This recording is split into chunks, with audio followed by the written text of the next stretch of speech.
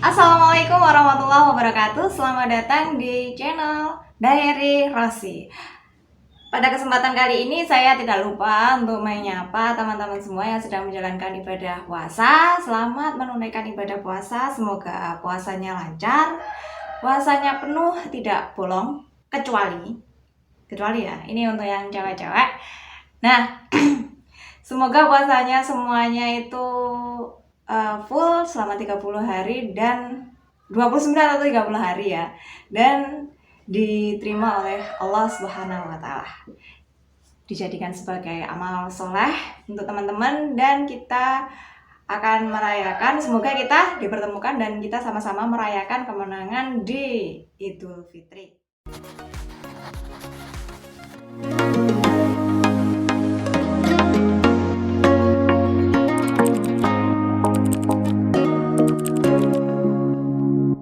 أهلا وسهلا بالنبي أهلا وسهلا بالنبي أهلا وسهلا بالنبي أهلا وسهلا بالنبي أهلا وسهلا بالنبي خير الأنام العربي خير الأنام Oke, langsung aja ya. Pada video kali ini saya akan membahas tentang semacam tutorial ya, menggunakan mukena. Nah, ini pas banget nih momennya mau sholat Id ya. Mukena dan sarung ketika melakukan sholat, seperti yang sudah kita singgung di video sebelumnya ya, bahwa kita sempat di sana itu mau mempraktikkan bagaimana cara menggunakan mukena ya. Videonya seperti ini ya, bisa diklik ulang atau ke video sebelumnya. Oke, kita langsung saja. Kita bahas yang cewek dulu ya, pakai mukena. Perlu diingat nih ya untuk cewek, bahwa kita sebagai muslimah ketika mau sholat, kita harus menutup semua anggota badan kecuali muka dan telapak tangan. Oke, kecuali muka dan telapak tangan ya. Jadi ini muka, wajah itu mulai dari tempat tumbuhnya, terakhir tumbuhnya rambut ya tuh. Yang ini ya, yang ini kan rambut terakhir nih ya, yang tumbuh di sini ya. Oh, gitu aja lah. Bahasanya saya kurang bisa membahasakan. Mungkin kalau dari teman-teman atau dari penonton video ini yang mempunyai bahasa lebih mudah dipahami, bisa klik atau ketik-ketik di komentar. Oke, dari sini sampai ini tutup ya, ini tutup. Nah ini yang perlu diperhatikan, bahwa di sini ini sudah tidak boleh terlihat ketika sholat. Jadi ini perlu diperhatikan ya. Nah, itu yang di area wajah. Kemudian yang di area telapak tangan, itu mulai dari tumbuhnya kuku ini boleh terlihat ya ketika sholat, sampai sini. Ini habisnya putih-putih ini. Terus dari sini, ini kan ada yang agak, kalau menurut saya tuh sawo matang ya. Habisnya warna sawo matang, ini kan ada putih-putih lagi kan, ini. Nah, ini sampai sini, ini boleh kelihatan ketika kita sholat. Selain itu, tidak boleh terlihat sama sekali. Maka dari itu kita perlu berhati-hati ketika kita menggunakan mukena. Nah, di sini saya mencontohkan mukenanya seperti yang saya punya ya. Ini mukena terusan. Mengapa saya memilih mukena ini? Karena mukena ini sekali pakai langsung bus gitu. Ya karena mungkin ya, karena saya itu orangnya aktif, jadi kalau terlalu ribet itu buang-buang waktu gitu. Tapi saya juga pernah kok memakai mukena yang atas bawah itu saya pernah. Dan karena saya kurang begitu feminim atau kurang begitu jeli ya, jadi ya mending pakai yang ini aja deh. Soalnya ini kan cepet gitu loh ya. Kalau mau ngelepas pun juga cepet gitu. Oke, kita langsung praktek ya. Cus. Dan perlu diingat sebelum kita menggunakan mukena nih ya, untuk yang cewek kalau kita di perjalanan kan enak nih udah pakai kerudung. Tapi gimana kalau di rumah? Kalau di rumah usahakan untuk memakai ciput seperti ini ya. Jadi ini nanti bisa digunakan untuk menjaga agar rambut kita itu tidak keluar-keluar gitu. Oke, kita praktekkan ya.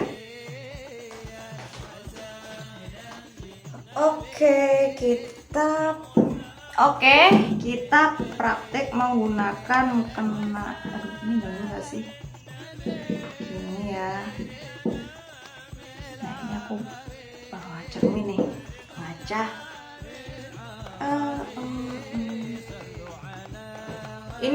Ini saya memilih warna putih karena ya yang pertama itu kan sunnah, dan yang kedua ya memang suka aja warna putih. Kalau warna putih kan misal ada kotoran itu bisa cepat kelihatan, terus bisa segera dibersihkan. Aduh, mana nih kepalanya?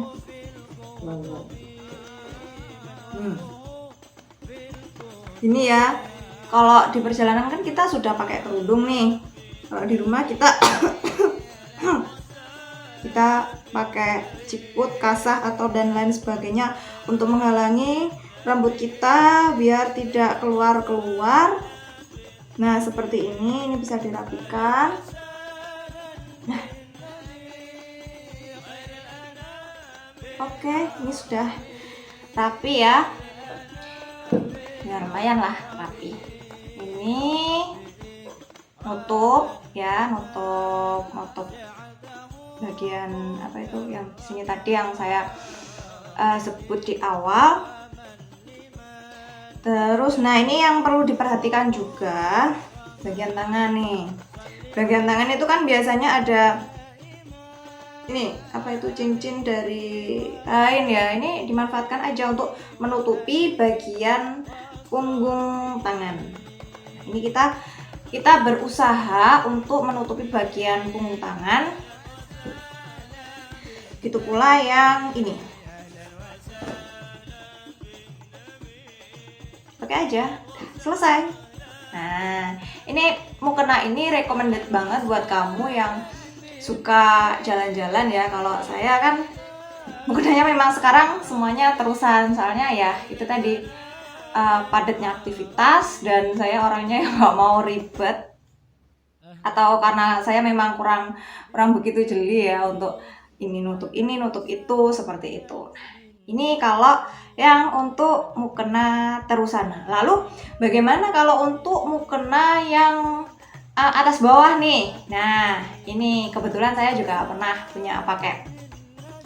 punya mukena dan pakai mukena atas bawah.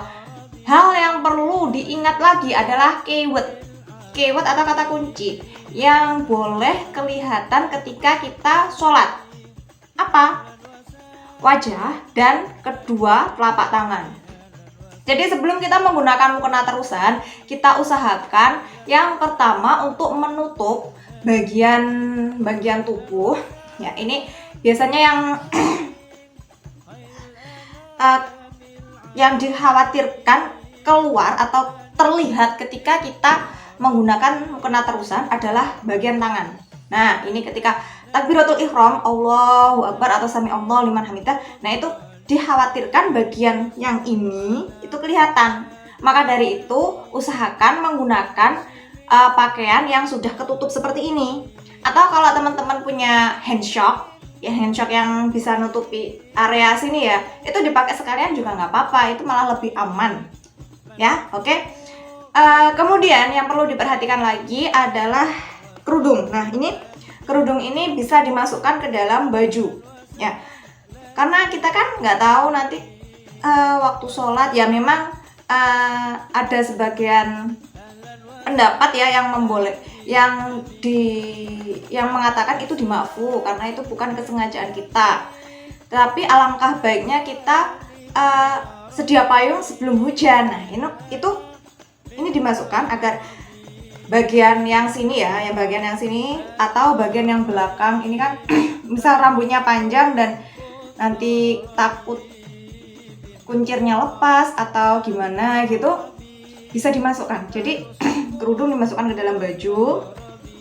Kalau saya ya ini, kalau saya ketika menggunakan mukena terusan, kerudung dimasukkan ke dalam baju, pakai baju yang lengan panjang ya, karena memang kebiasaan saya pakai baju lengan panjang, dan karena saya tidak punya handshock jadi ya udah gini aja. Tetapi alangkah baiknya kita menggunakan handshock kalau ketika menggunakan mukena yang atas bawah. Setelah itu di bagian kaki ini yang juga perlu diperhatikan. Kaki itu kan bagian tubuh yang wajib ditutup ketika sholat, maka dari itu biasanya ini saya untuk gimana ya, agar untuk menanggulangi resiko kaki saya tidak kelihatan waktu sholat pas menggunakan mukena atas bawah ya, itu agak saya pelorotin gitu yang pas rok ya, karena kan kalau mukena yang terusan ini memang panjang banget, biasanya ukurannya 2,5 meter atau 2,5 meter, sedangkan ukuran tinggi saya kan nggak sampai segitu gitu, jadi sisanya itu masih panjang kalau mukena yang terusan. Kalau yang atas bawah kan beda-beda gitu. Oke, yang perlu diperhatikan lagi nih ya, ketika sholat bagian tubuh kita yang biasanya terlihat, ini saya menggunakan kata umumnya ya, yang umum atau biasanya terlihat itu kok terlihat, maaf, maksud saya yang menempel sajadah ketika kita sujud pada umumnya itu adalah dahi, hidung, dan kedua telapak tangan. Ini pada umumnya ya. Soalnya gini, mungkin ada pendapat yang itu tidak harus nempel di sajadah ketika sujud. Jadi mohon maaf ya, saya tidak menjelaskan begitu detail. Soalnya nanti takutnya kepanjangan videonya, seperti yang video kemarin itu sempat banyak yang ngechat, video kamu terlalu panjang durasinya gitu. Oke, kita lanjut saja ya. Jadi kalau kita menggunakan mukena yang terusan itu kan udah nggak perlu menyingkirkan bagian-bagian mukena yang menghalangi ketika kita menempelkan anggota badan ke sajadah pas ketika kita sujud.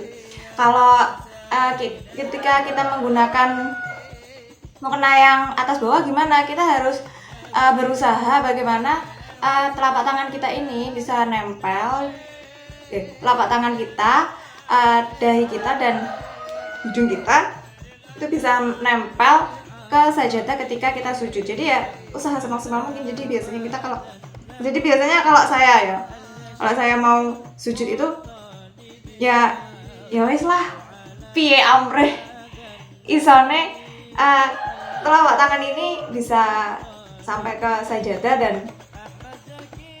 dahi serta hidung tidak terhalang mukena ketika mau menempelkannya ke sajadah, seperti itu. Oke, bisa dipahamkan? Jadi kalau teman-teman mau tanya-tanya ya silahkan, boleh ke Japri atau silahkan komen. Jangan lupa kalau kamu suka bisa klik like dan subscribe untuk bisa menonton video saya selanjutnya. Bisa entah itu video kita jalan-jalan atau mengulas tentang buku ya. Oke, kita lanjut ke sarung.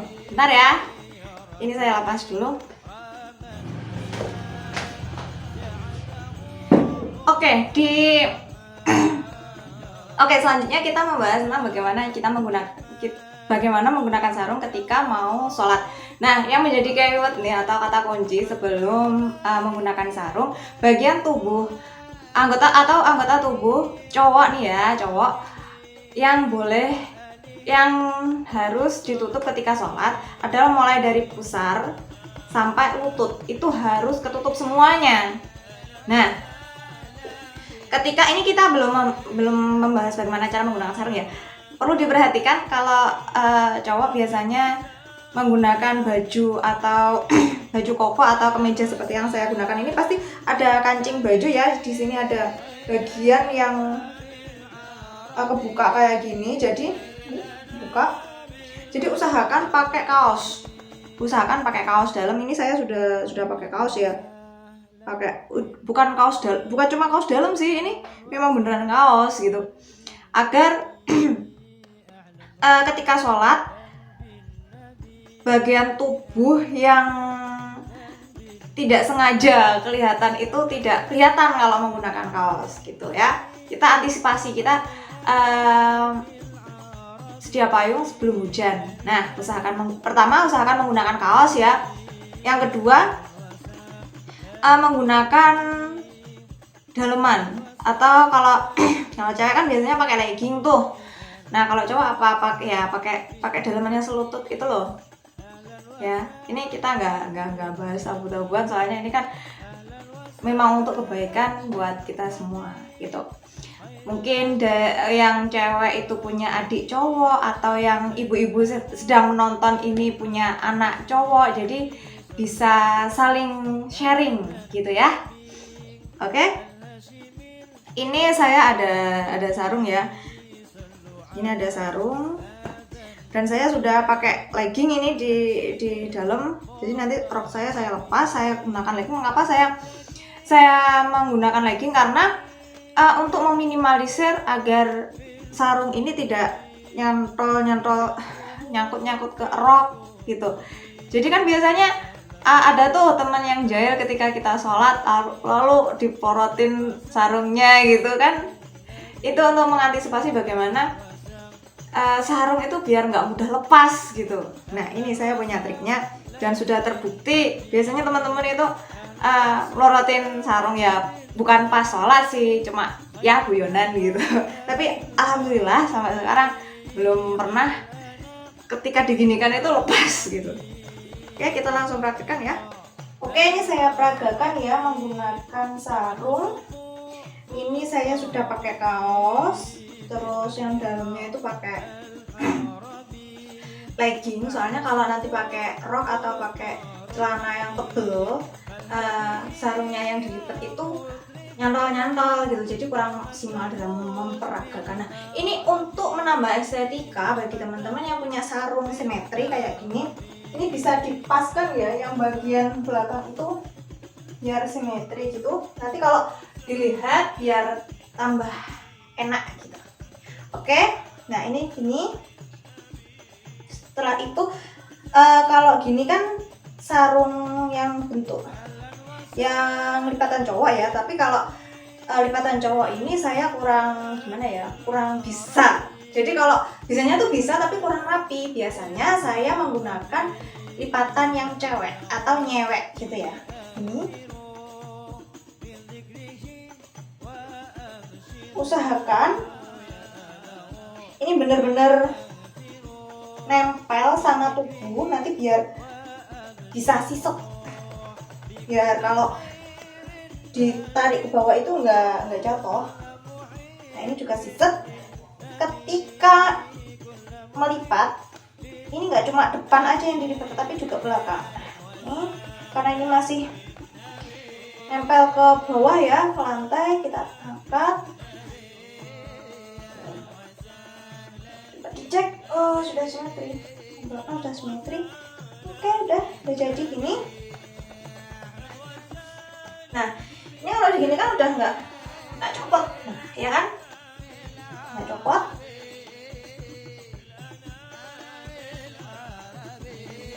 Nah, ini kan anggap aja ini kaos dalam ya kalau cowok. Ini kaosnya itu dimasukkan ya.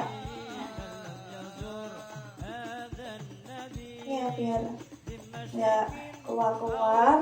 Ini memang harus masuk. Nah, setelah pakai kaos, baru pakai kemeja atau yang pakaian luar. Mengapa pakai kaos? Karena nanti dikhawatirkan kalau antara kancing baju 1 dengan kancing baju 2 itu terbuka. Nah, di situ nanti aurat cowok bisa kelihatan. Kan aurat cowok itu antara pusar atau udel dan lutut. Jadi antara sini udah aurat. Nah, nanti kalau dikhawatirkan nggak pakai kaos, antara kancing baju, nah itu tadi ya, antara kancing baju 1 sama kancing baju 2 itu nanti kebuka dan ya auratnya kelihatan, jadi sholatnya nggak sah. Nah, maka dari itu untuk berjaga-jaga maka harus menggunakan kaos. Ini kaos. Oke, kita pakai meja dulu ya. Oke, ini kemejanya. Nah, ini kan kalau pakai kemeja.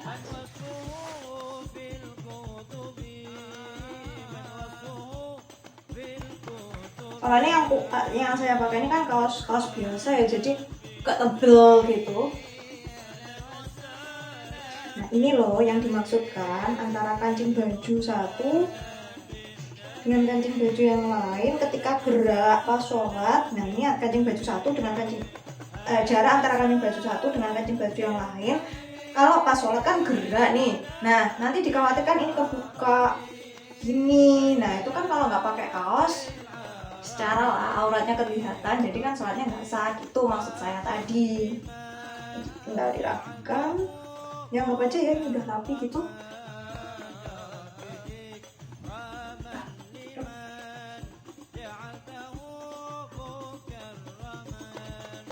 Oke, atas.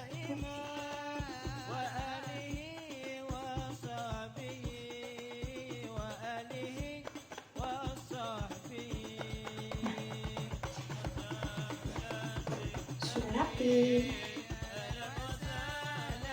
Nah, gitu. Jadi intinya mau sholat pakai pakaian apapun boleh, asalkan yang satu itu suci, yang kedua menutup aurat. Ingat, auratnya perempuan itu semua anggota badan kecuali wajah ya. Batasannya ini ya, ini dagu, ini sudah aurat. Awal tumbuhnya rambut ini juga sudah aurat. Ini boleh kelihatan, tapi kalau rambutnya itu tidak boleh kelihatan ya. Dan kedua telapak tangan ya, yang sudah saya terangkan tadi. Tapi kalau cowok antara pusat atau udel dan lutut sing. Oke? Gimana? Sudah paham? Semoga video ini bermanfaat. Dari saya, apabila ada kurangnya atau kesalahannya, mohon komentar yang membangun, saya tunggu ya. Wassalamualaikum warahmatullahi wabarakatuh. Silakan kalau suka klik like dan subscribe. Bye di video selanjutnya. خير الأنام العربي خير الأنام العربي صلوا على هذا النبي الهاشمي المطلب صلوا على